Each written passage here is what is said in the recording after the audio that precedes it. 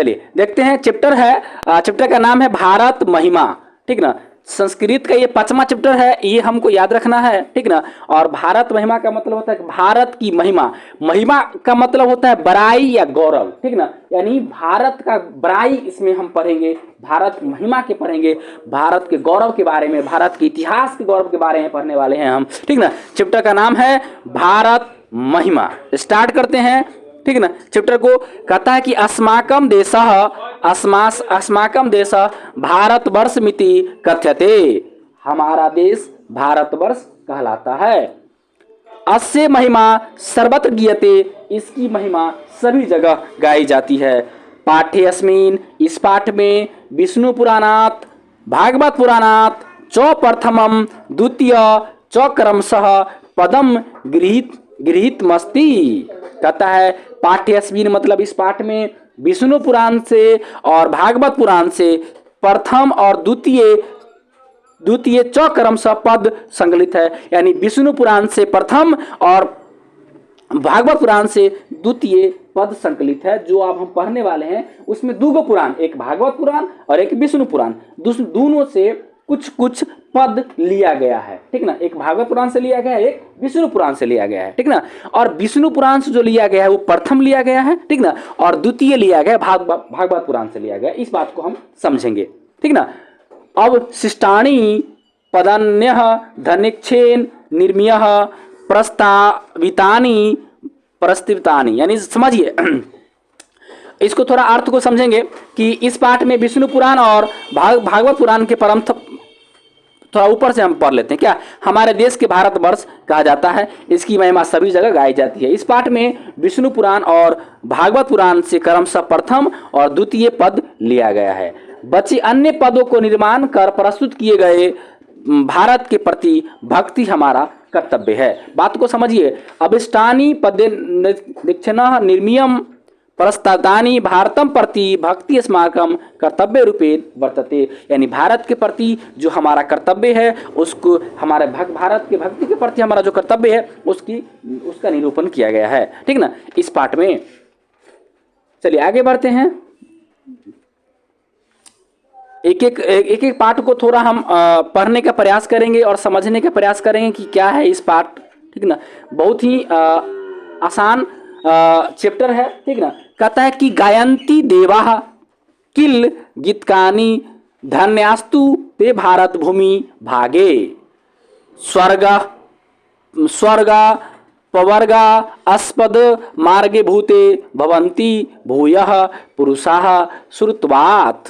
कहता है समझिए, कहते कि गायन्ति देवा मतलब देवा यानी स्वयं भगवान ईश्वर भी क्या करते हैं, भारत का गुणगान करते हैं, भारत का गीत गाते हैं। कौन? स्वयं ईश्वर, स्वयं भगवान।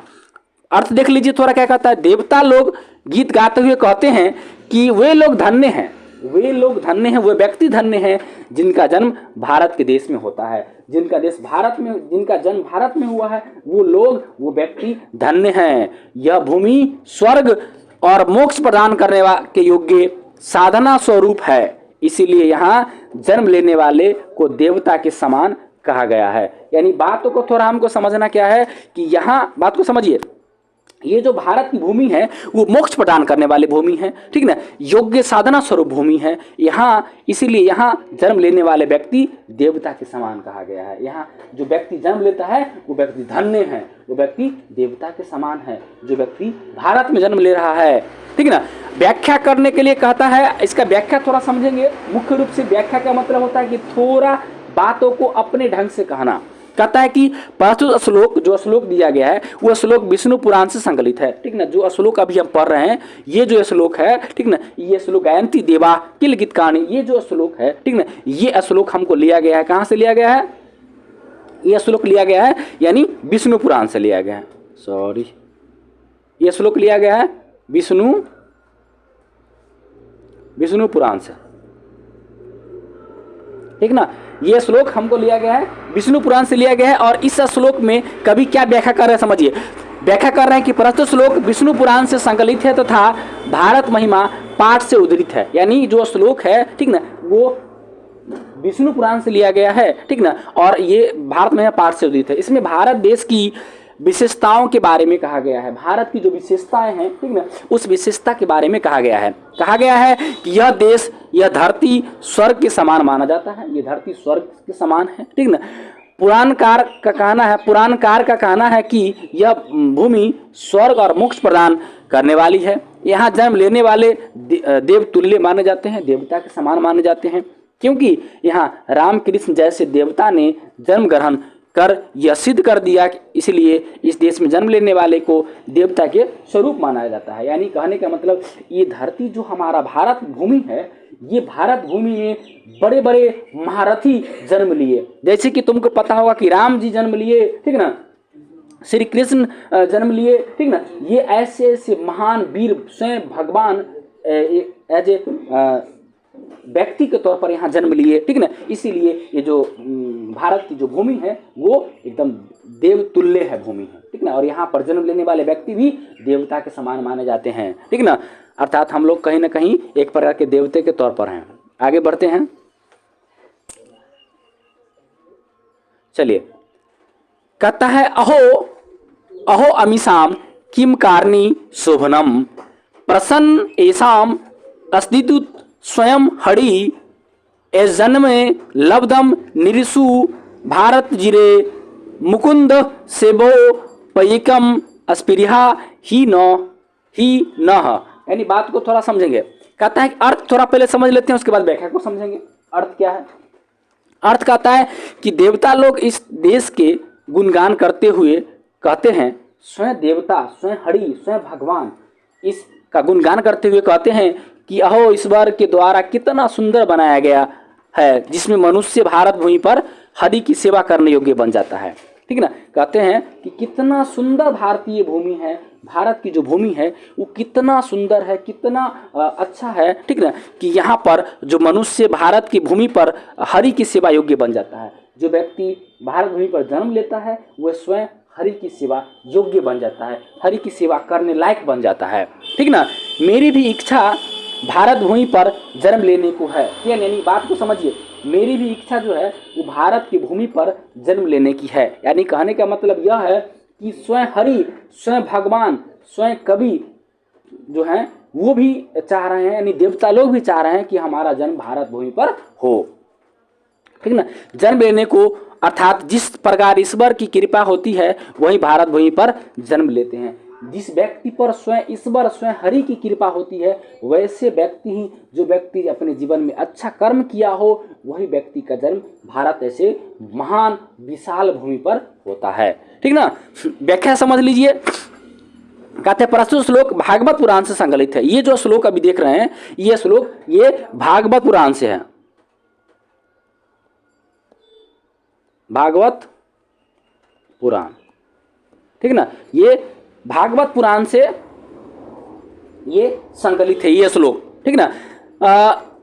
तथा भारत में पाठ से लिया गया है। इसमें भारत देश की महानता के बारे में कहा गया है। भारत देश की जो महानता है, भारत कितना महान है, इस महानता के बारे में कहा गया है इस भागवत पुराण के इस श्लोक में, ठीक ना।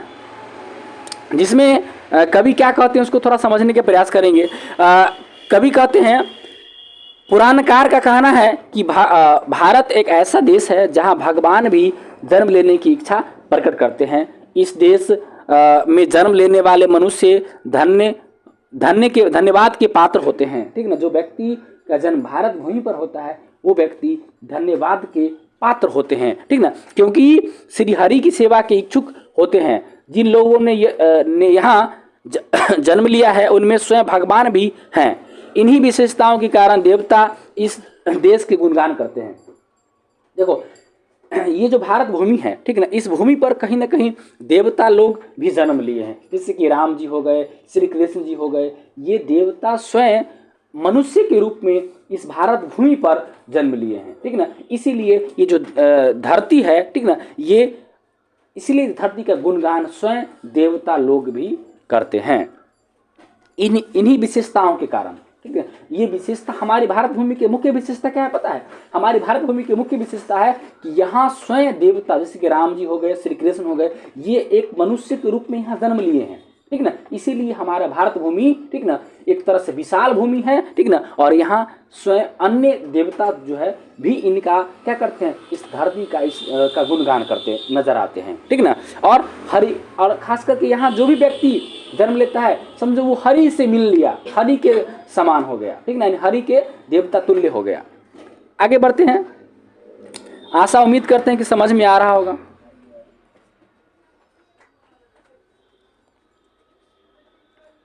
चलिए,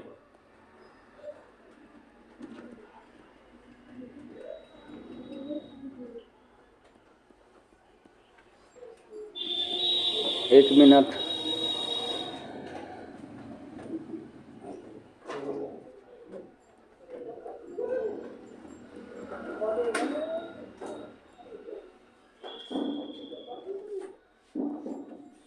क्या हो गया ये? चलिए देखते हैं।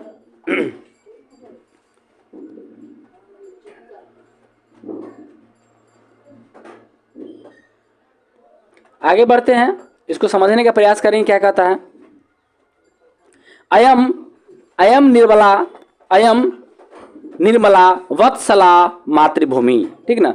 ये जो मातृभूमि है इसको थोड़ा समझने का प्रयास करेंगे, ठीक ना। ये जो मातृभूमि है, ठीक ना, ये कहता अयम निर्मला वत्सला मातृभूमि, ये हमारा मातृभूमि है। इसको थोड़ा समझने का प्रयास करेंगे, ध्यान दीजिए। अयम निर्मला वत्सला प्रसिद्धा सदा भारतम वर्षमेतः विभिन्ना जना धर्म जाति प्रभेदे रिहेकतो भाव वहंतो बसंती। यानी बात को समझेंगे। कहता है कि अर्थ को समझेंगे पहले, उसके बाद इसकी व्याख्या को थोड़ा समझेंगे। अर्थ कहता है कि यह भारतवर्ष प्रसिद्ध है, यह भारत भूमि हमेशा पवित्र है और ममतामयी है, ठीक ना। ये भारत भूमि जो है हमेशा पवित्र है और ममतामयी है। यहाँ विभिन्न धर्म जाति लोग, विभिन्न जाति धर्म के लोग बिना भेद किए एकता की भावना के साथ रहते हैं। यानी हमारा जो भारत भूमि है, ठीक ना, यहाँ पर लोग, ये जो भारत भूमि है वो पवित्र है, ममतामयी है, ठीक ना। हमारी भारत भूमि कैसी है, हमारी भारत भूमि जो है वो हमारा पवित्र है, ममतामयी है। यहाँ पर विभिन्न धर्मों के लोग रहते हैं एकता के साथ, बिना भेदभाव किए एकता के साथ हमारे इस देश में लोग रहते हैं। व्याख्या समझने का प्रयास करेंगे। व्याख्या क्या कहता है? कहता है कि प्रस्तुत श्लोक, जो श्लोक हम पढ़ रहे हैं वो भारत में पाठ से उद्धृत है, ठीक ना। इसमें भारत देश की विशेषता के बारे में कहा गया है, ठीक ना। इसमें भारत की विशेषता के बारे में कहा गया है कि विद्वानों का कहना है कि भारत ही ऐसा देश है जहां विभिन्न जाति के लोग आपस में मिलजुल कर एकता की परिचय देते हैं। यानी बात को समझने का प्रयास करेंगे, ठीक ना, कि जो यहाँ के जो लोग हैं, ठीक ना, खास करके हमारे भारत के जो लोग हैं, ठीक ना, यानी विद्वान का कहना है, सिर्फ एक साधारण व्यक्ति नहीं, विद्वान लोग कहते हैं कि भारत ऐसा देश है जहाँ विभिन्न जाति के लोग आपस में मिलजुल कर एकता का परिचय देते हैं। एक साथ अलग अलग जाति के लोग हैं, फिर भी एक साथ एकजुटता के साथ एक साथ रह करके, ठीक ना, एकता का परिचय देते हैं। यहाँ के निवासियों ने शत्रुओं के साथ मित्रता का व्यवहार किया है। यहाँ के जो लोग हैं वो मित्र तो छोड़ो, शत्रु से भी एक मित्रता की भावना, यानी दोस्ती की भावना के साथ व्यवहार करते हैं, ठीक ना। भिन्न भिन्न जाति धर्म संप्रदाय के होते हुए भी सभी भाई के समान एक साथ रहते हैं। यानी देखो, हमारे देश में लोग अलग अलग जाति के हैं, अलग अलग धर्म के हैं, अलग अलग मजहब के हैं, ठीक ना। हाँ, फिर भी एकता की भावना के साथ, ठीक ना, एकता की भावना के साथ मिलजुल करके भाईचारे के साथ रहते हैं। ऐसी है हमारी भारत भूमि, ठीक ना, ऐसी है हमारा भारतीय धरती, ठीक ना। इसीलिए स्वयं देवता, स्वयं हरि यहाँ जन्म लेना चाहते हैं। यहाँ कोई लड़ाई झगड़ा आपसी वाद विवाद नहीं है, ठीक ना। इसीलिए हमारे जो देवता लोग हैं स्वयं हरि, वो भी यहाँ जन्म लेना पसंद करते हैं। चलिए आगे बढ़ते हैं। क्या कहता है उसको थोड़ा समझने का प्रयास करेंगे।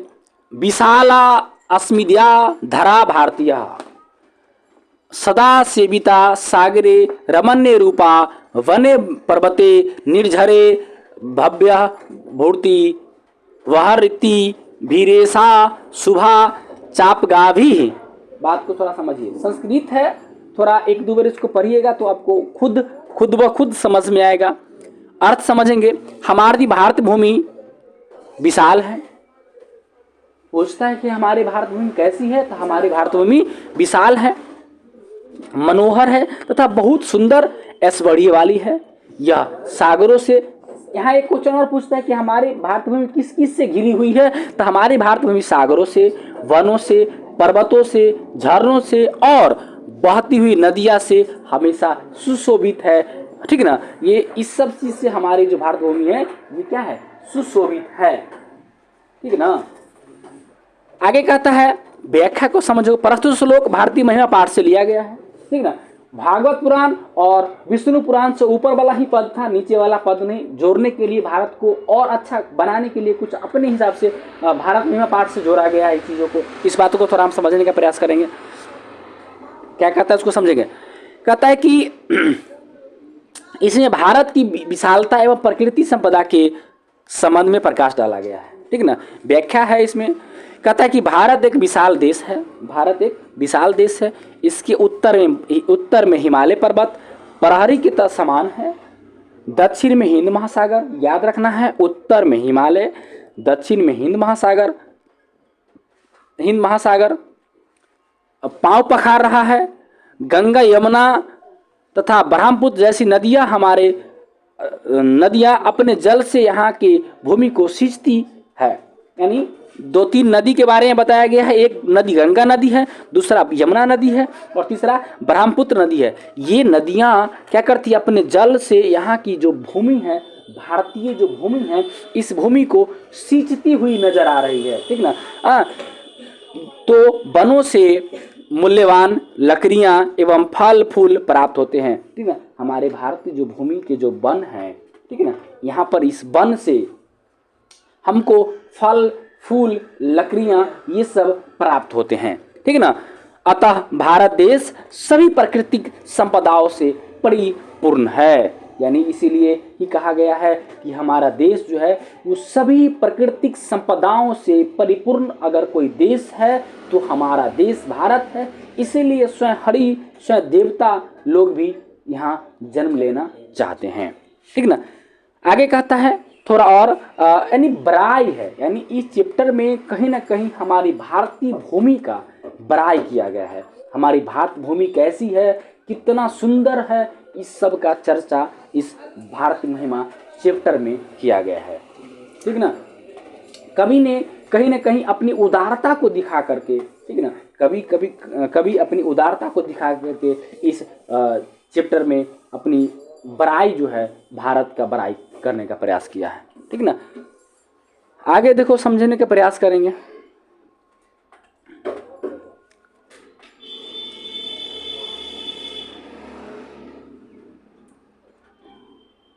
समझेंगे।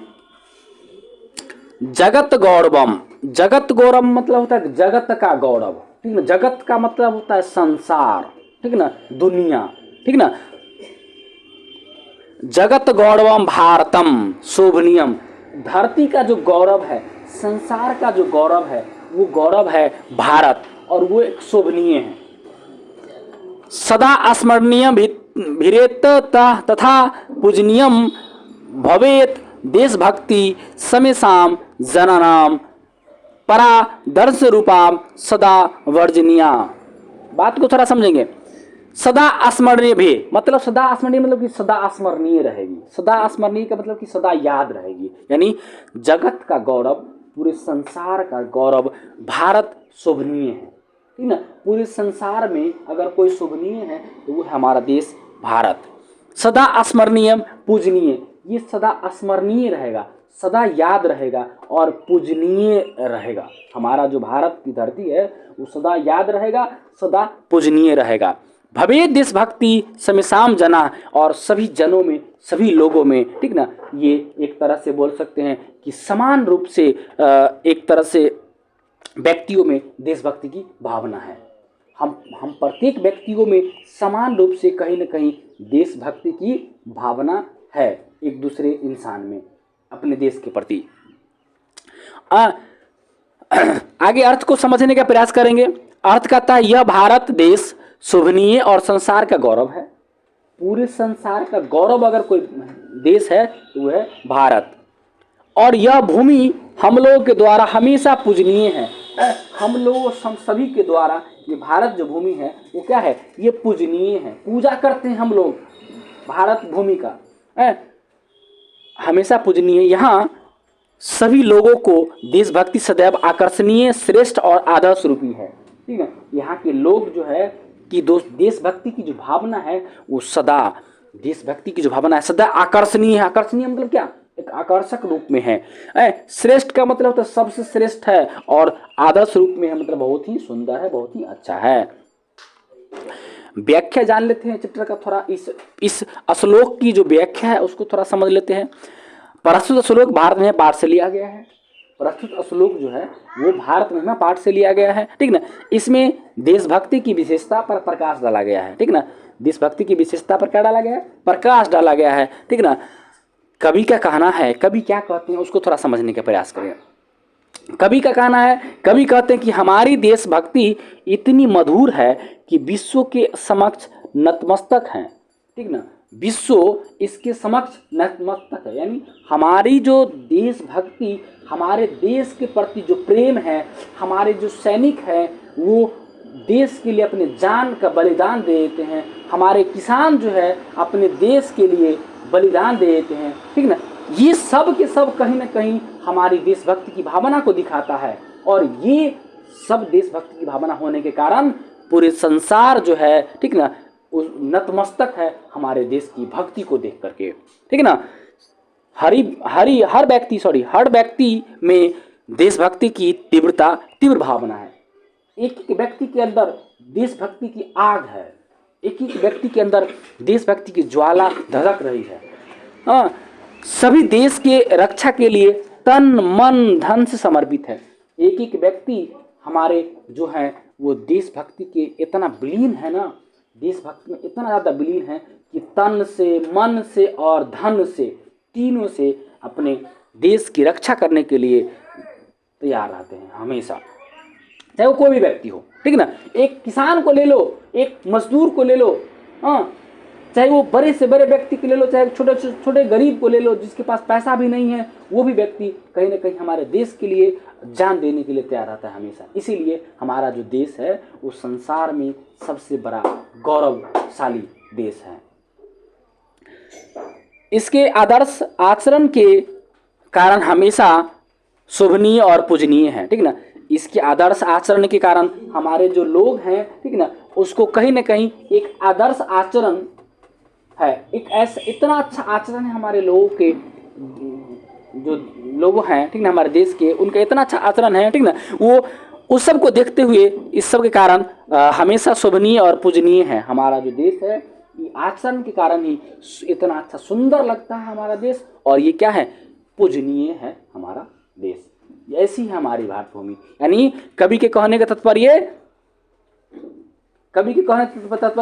जो हमारी भारत की जो भूमि है, ठीक ना, वो क्या है, एकदम शोभनीय है। ठीक ना, यानी कहने का मतलब देखो, इस चैप्टर का जो सारांश है, ठीक ना, एक तनी को सारांश के तौर पर हम समझाने का प्रयास करते हैं कि जगत का गौरव विशाल भारत भूमि है हमारा। ठीक ना, ये भारत भूमि इतनी विशाल है, इतनी विशाल हमारे भारत भूमि है, ठीक ना, जो कि क्या है, पर्वतों से, झरनों से, हिमालय से, ठीक ना, नदियां से, ठीक ना, इस सब से शोभित भूमि है हमारी भारत भूमि, जहाँ पर स्वयं देवता लोग भी क्या करते हैं, जन्म लेना पसंद करते हैं, और जन्म लेकर के स्वयं हरि की सेवा योग्य बन जाते हैं। यही चैप्टर का सार है, यही चैप्टर का